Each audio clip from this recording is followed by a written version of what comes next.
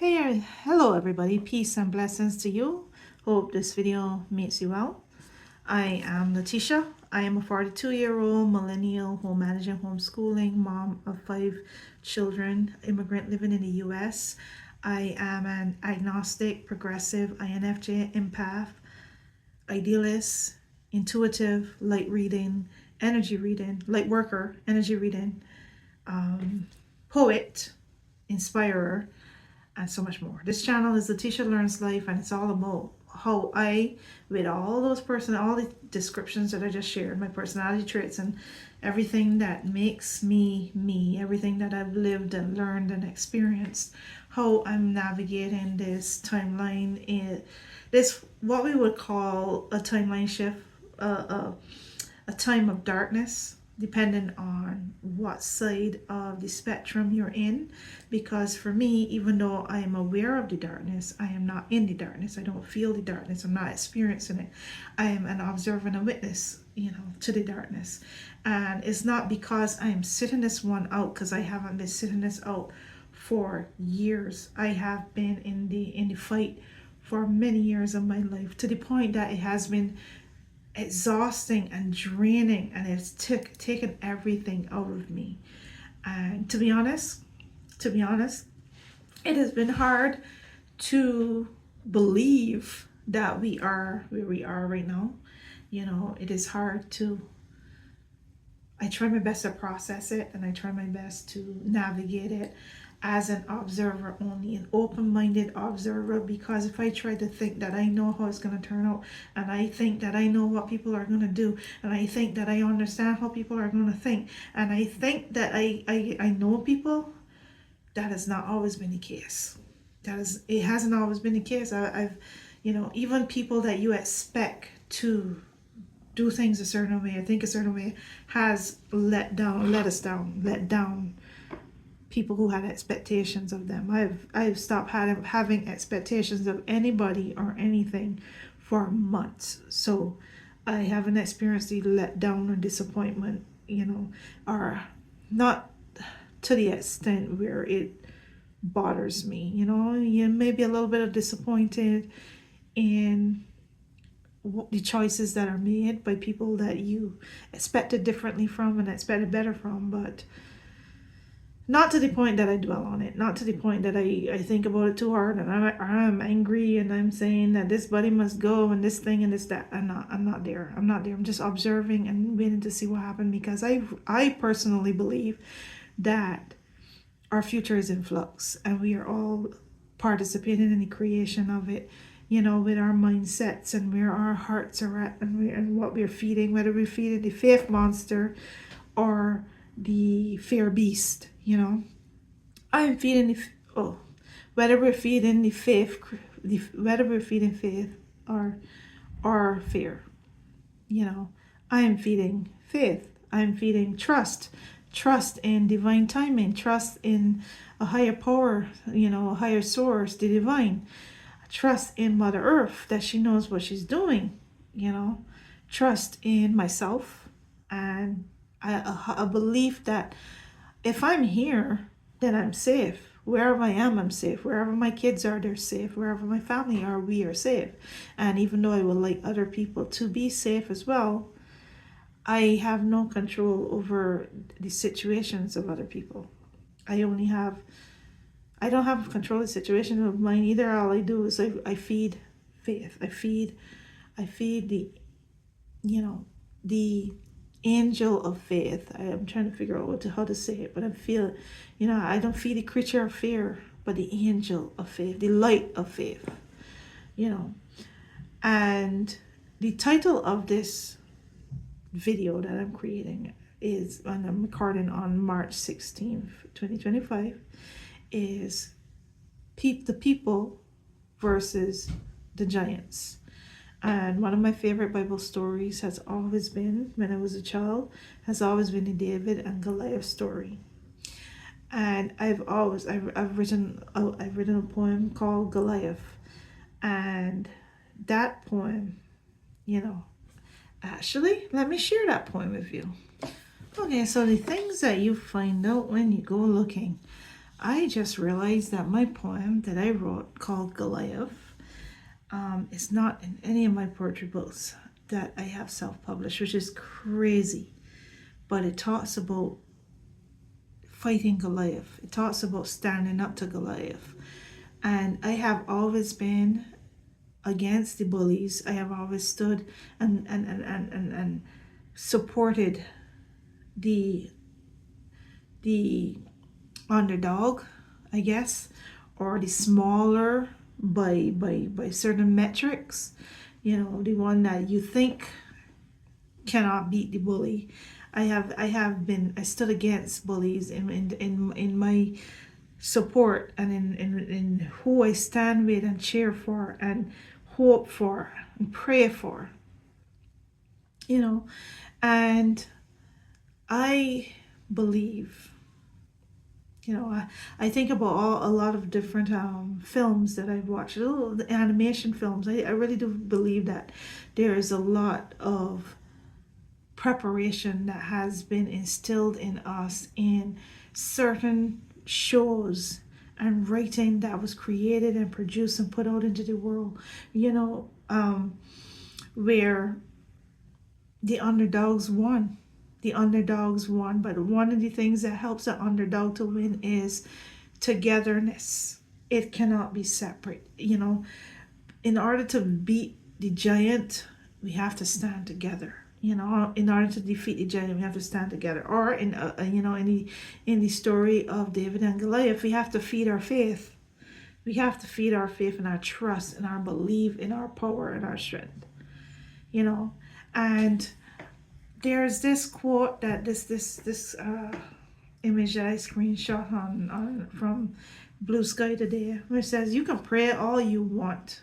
You can pray all you want, but eventually David had to pick up a stone and act against Goliath." So we not only have to trust and believe and feed our faith and say our prayers and all that, but we actually do have to act. We have to do something. We have to do something. And one of the things that the message I always put in everything that I create and put out is, I say to you, connect with the divine, connect with your intuition, connect with your inner self so that you could hear the voice in your soul and in your mind that tells you what to do, tells you, and you have to sort of ignore the noise. You have to ground yourself in your reality and what you can do in actionable steps, as opposed to feeling sad and sorry and letting them weaponize your empathy and turning it into fear, transforming your energy, your empathy into fear so they can eat it, right? Instead of letting them devour your fear, you have to turn what they're trying to produce and make it light. Say, okay, you did this bad thing. Well, I'm going to counterbalance that ugly bad thing, that cruel, ugly thing that you did, by contributing to the light and doing something for my neighbor, doing something good for somebody that I can do something good for. Okay, or I can donate to an organization, or I can volunteer, or I can help. I can make a difference.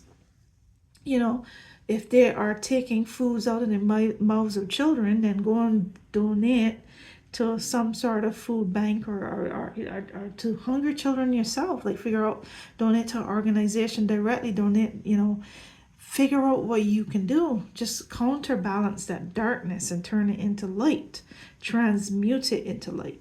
Don't let them weaponize your fear and turn it into, like I said, don't turn your empathy into fear and devour your fear, because it makes them stronger.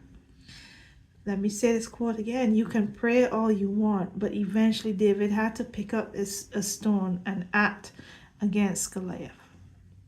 So as I am watching the people stand up and protest and do all the things that they are doing, and the people of the world, I should say, standing against these bullies, standing against these authoritarians, standing against these fascists and Nazis and Christian nationalists, and I just learned a new word, eugenics, and these horrible people that just bringing back up all the ugly parts of humanity, bringing it back up because I believe is the purpose is for that, all that coming to the surface, all that revelation, all that ugliness, all that everything that they're bringing up to the surface. I believe that the purpose is us to transmute it into light, to take it and turn it into light. And the movie that is a good depiction of that, the animation that is a good depiction of that, is Rise of the Guardians. Turning it into light. Is a Rise of the Guardians is a good visual of what I'm saying here. You know?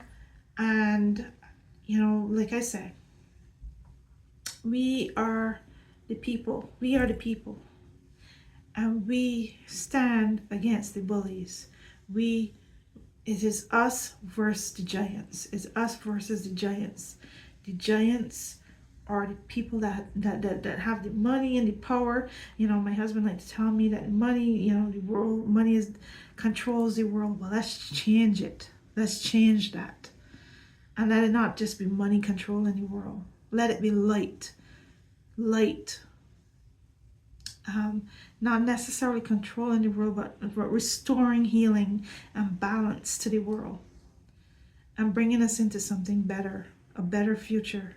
And rejecting the old mindsets and the old ways of thinking. And moving into a period of light and love and truth and beauty and goodness and balance and harmony.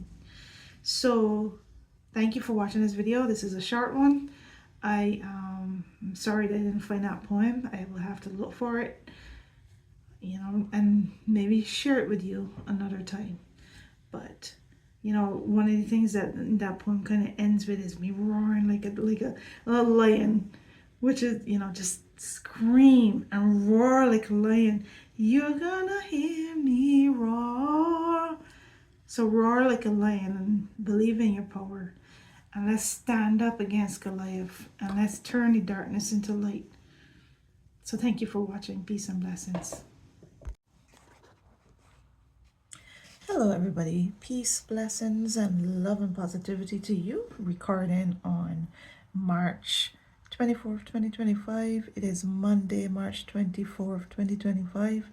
And this is a recording that I will be adding to a recording that I did on March 16th that I've not yet edited at this time, and I have not yet posted at this time, but it probably will be something that I will be posting today or very soon. The title, I believe, of that video was We the People versus the Giants, something along that lines. I haven't checked it. In that video, I remember referencing a poem that I had written sometime in the past. I do not even know what year or how old I was when I wrote it, but it was for a collection that I call The Battle. And at the time, I was referring to spiritual battles. I was referring to internal battles. I was referring to breaking the chains of fear and anxiety, which I really struggled with for many years in my 20s and 30s. And now I am talking about the external battle, because I believe that I have, for the most part, won the internal battles. And now I am a warrior of truth, love, and light, with confidence and strength and the knowledge of my power, and still training, still creating the tools to win battles and wars in the real world. But now I've won my internal battle, my battle against myself, my battle against my own fears, my own shadows, my own concerns. Not saying that I don't have fears, not saying that I don't feel a little tinge of anxiety, and not saying that I don't struggle with self-doubt, but I learn how to overcome those thoughts and let them pass through me and overcome them quicker. And I'm getting to the point where they have less and less effect on me. And when they do have effect on me, I understand why. It may be because I'm tired, I'm exhausted, I need a break. I need to not dwell on it right now. I need to not focus on it because I understand that the next day I will be ready for a battle again. Okay, so when did I write and record this poem? When did I write and this poem? I don't remember. I just found it. I just found the external hard drive that had a lot of my writing and collections before my spiritual awakening in 2016. In that period before, when I was still in my cocoon, still fighting that, like I said, fighting that battle with it. So the poem is Goliath. And at the time that I wrote it, my spiritual and religious understanding was different than it is now. My religious and spiritual understanding is more evolved. I am agnostic. At the time that I wrote this, I was in a different spiritual place, still a part of the church, still a part of specific kind of spiritual walk. And now my spiritual walk is much, much different. I am definitely still a woman of faith, but my faith has evolved and shifted. My understanding of what God is and who God is different. But this is a poem that I wrote when, I was thinking along the lines of David and Goliath, the story in the Bible, and the biblical God. But I still believe in the concepts of this poem. So let me read it to you. And also, there's a part of this poem in which I'm supposed to scream to the top of my lungs, and I've never done that yet. And when I'm fully battle ready is the day that I do that. I get outside and I scream to the top of my lungs and I scream that word. But you will know when I get to that part where I'm supposed to scream. So let's do this thing. It's called Goliath. He stands in front of me, so big and so tall, the giant so mighty and I so small.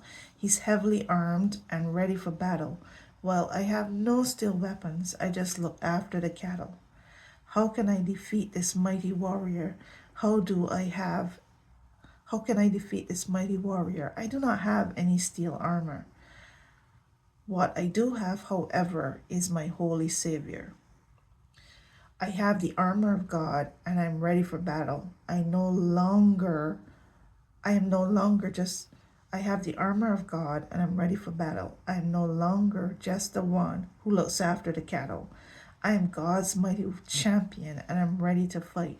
Fight all the Goliaths, fight for what's right. My armor is strong and I am battle ready. I know my God will not fail me. Ready?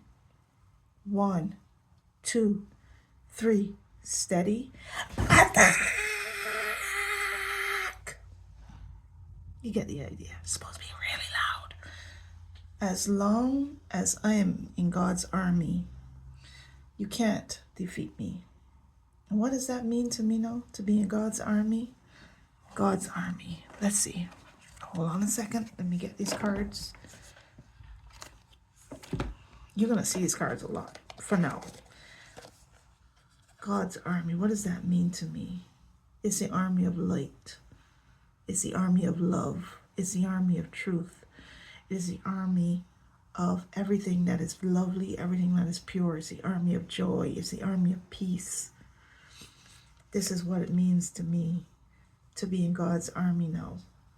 And I fully intend to do a video discussing these two cards and comparing these images with the other tarot images, with a tarot collection from the past, and how these images differ from a tarot collection that was drawn in the past. I forget the name right now of the artists, of both the artists for right now, because that was not the goal of this video. The goal is just the images right now. I will be doing a video where I want to discuss these two cards and compare them to a different collection, a collection from the past. But what I want to say is This is the evolution and the enlightenment of humanity. This is understanding that the power comes from within. It is not external weapons. It is internal weapons that becomes a force of protection and the power of transmuting darkness into light, the power of dissolving darkness, the power of defeating darkness. It is the light within. You know, in the previous, in the collection that I want to compare it to, and I forgot the name. This hermit, the hermit card. The hermit is the person is holding the lantern in their hand. I find it very interesting that the lantern isn't in their hand, it's in them.